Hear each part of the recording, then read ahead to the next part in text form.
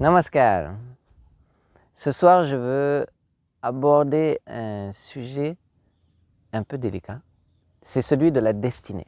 C'est celui de la destinée et de savoir s'il y a une justice à ce que l'on vit, les choses à travers lesquelles on doit passer, savoir d'où elles viennent. Est-ce que la raison pour laquelle on passe à travers telle ou telle difficulté, tel ou tel challenge, telle ou telle réjouissance aussi, est quelque chose que l'on peut prévoir, que l'on peut voir créer, ou est-ce que l'on subit des forces obscures ou des forces quelconques que l'on appelle le destin. Alors, il y a une loi fondamentale qui régit toute chose de cet univers, selon les scientifiques et aussi selon les yogis, et c'est la loi de cause à effet. Et pour nous autres, il n'y a rien que l'on puisse appeler le destin, si ce n'est de devoir vivre la réaction de nos actions passées. Et maintenant, pourquoi est-ce que c'est quelque chose qui peut sembler parfois délicat ou incompréhensible? C'est parce que des fois, les réactions de nos actions sont très rapides. Et il est facile de voir le lien entre l'action originelle et sa réaction. Par exemple, vous prenez votre main, mettez la main dans le feu, ça brûle. Il n'y a aucun doute, vous n'allez pas dire « Ah, c'est à cause du destin que je me suis brûlé la main ». Non, je me suis brûlé la main parce que j'ai mis mes mains dans le feu et que le feu brûle. Voilà, mais parfois, le lien qui lie l'action originelle et sa réaction, il peut s'être écoulé un temps très long entre cette action originelle et sa réaction. Et parfois, on peut avoir oublié l'action première, l'action que l'on a posée. Et parfois aussi, on peut avoir posé cette action dans une vie passée, c'est-à-dire tellement loin que ce n'était pas cette vie, c'était une vie précédente. Il est impossible, alors, ou très difficile, de se la remémorer. Et donc, ne comprenant pas, n'ayant pas la capacité de voir ou d'appréhender ce lien entre l'action et sa réaction, on dit « Ah, c'est le coup du mauvais sort » ou « c'est le coup de la destinée » ou que cette personne a une destinée heureuse, cette personne a une destinée malheureuse. Pour nous, pour les yogis, il n'y a pas de destinée, il n'y a pas d'accident, il n'y a que des réactions à des actions passées. On pose une action et il y a une incidence qui est sa réaction. Il n'y a pas d'accident, il n'y a que des incidences. Mais à nouveau aussi, on n'a pas la capacité de comprendre ou d'établir le lien entre cette action originelle et sa réaction. Ça devient difficile d'admettre que c'est toujours cette même loi qui s'applique dans ce cas-là.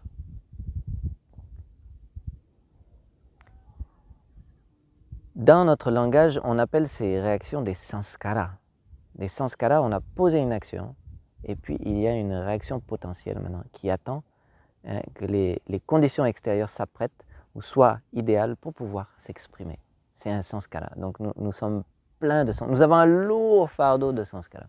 Il y a des bons sanskaras, il y a des mauvais sanskaras. On a posé une bonne action, on devra se réjouir d'une bonne réaction. On a posé une mauvaise action, on devra souffrir d'une mauvaise réaction. C'est très simple, c'est très simple. Et la beauté de cette vision, la beauté de cette philosophie, c'est que on est entièrement responsable de ce qui nous arrive. Ce que nous sommes à présent est le résultat de nos actions passées. Ce que nous serons demain est le résultat de nos actions présentes, plus des réactions qui restent à s'exprimer de nos actions passées. Donc on a déjà une partie, c'est comme notre destin est comme fabriqué en pointillé. On a déjà une partie qui est tracée. Et qu'est-ce qu'il a tracé? C'est nos actions passées. Et on a encore des parties libres que l'on est en train d'écrire à présent, à travers les actions que l'on pose aujourd'hui, présentement. Donc le yogi n'est d'aucune manière fataliste. Il prend pleine responsabilité pour ce qui lui arrive. Et il affronte les difficultés avec courage. Pourquoi? Parce qu'il sait qu'il en est responsable et aussi il comprend qu'il n'y a pas de mauvais sort. Il n'y a rien à l'extérieur, il n'y a aucune force occulte ou une force obscure ou quelque force que ce soit qui lui impose de vivre des choses au hasard, de façon tout à fait partielle. Il y a une justice. Il y a un adage qui dit dans le royaume de Dieu, il n'y a pas d'injustice. Mais il peut y avoir des retards.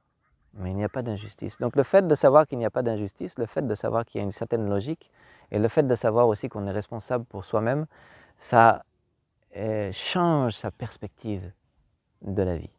Et pour certains, c'est un peu difficile parce qu'on leur dit, ah, voilà, vous passez à travers une difficulté énorme, eh bien vous en êtes sans doute responsable, c'est inacceptable pour eux. Mais qu'est-ce que j'ai fait? Puisqu'ils n'ont pas la conscience ou ils n'ont pas la connaissance de cette action-là qu'ils ont dû poser, qu'ils ont forcément posée à un moment ou à un autre pour que la réaction s'exprime de cette manière aujourd'hui.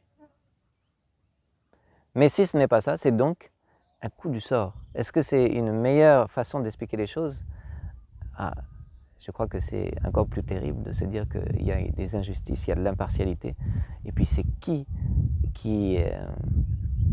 nous impose ces réactions et c'est sur quels critères qui décide de nous faire souffrir ou de nous faire nous réjouir. C'est encore plus... Ça ne tient pas debout. Ça ne tient pas debout. Donc soyons conscients de l'importance de nos actions. Soyons conscients que l'on devra porter les fruits de chaque action que l'on pose. Donc créons un monde meilleur pour nous-mêmes et pour les autres en posant de bonnes actions. Et maintenant, la deuxième chose qu'il faut faire, c'est d'abord de poser des bonnes actions et deuxièmement, de s'abandonner à, comment on pourrait dire, la volonté divine, à la volonté de la conscience suprême ou à la force qui guide toute chose dans ce monde. Qu'est-ce que j'entends par là? J'entends par là que les petits désirs de notre ego nous lient à des réactions immédiates ou dans le temps, mais nous lient à des réactions que l'on doit forcément vivre. Maintenant, si on rejette ces petits désirs égoïstes et qu'on cherche à plutôt être un instrument de cette force qui guide toute chose, c'est-à-dire de dire à la conscience suprême, de dire à Dieu. J'hésite souvent à utiliser le terme Dieu parce que c'est un terme qui est un peu lourd, mais j'en parlerai dans une prochaine vidéo de qu'est-ce qu'on appelle exactement par Dieu. Donc, de dire je suis un instrument du divin et donc je lui en redonne en m'abandonnant, je lui donne la paternité de mes actions, de manière à ne plus être lié à quelque réaction que ce soit. Puisque même si je pose des bonnes actions, elle me lie encore à une réaction. Même si cette réaction est bonne, j'ai une obligation de vivre cette réaction. Or, l'homme, que veut l'homme? L'homme veut être libre, on veut être libre, complètement libre. Notre maître disait que les bonnes réactions, ou les bonnes actions nous lient à de bonnes réactions, et ce lien, c'est comme une chaîne d'or. Les mauvaises actions nous lient à de mauvaises réactions, et c'est comme une chaîne d'acier. Mais les deux sont des chaînes. Les deux sont des chaînes, les deux nous lient. Et l'aspirant spirituel ou l'homme qui a commencé à s'élever devient conscient qu'il ne cherche qu'une chose, c'est la liberté. Il veut se délier de toutes ces choses par lesquelles il doit passer. Il veut sa libération. Donc, poser des bonnes actions et s'abandonner à la volonté divine. Voilà, je crois que j'ai posé certains concepts, expliquer certaines choses qui peuvent être un peu sensibles. Et j'aimerais beaucoup que vous fassiez des commentaires, vous posiez des questions, afin que dans les prochaines vidéos, on puisse aller un peu plus au fond de cette notion de sanskara et de ce qu'elle implique. Voilà. Merci beaucoup, à très bientôt. Namaskar.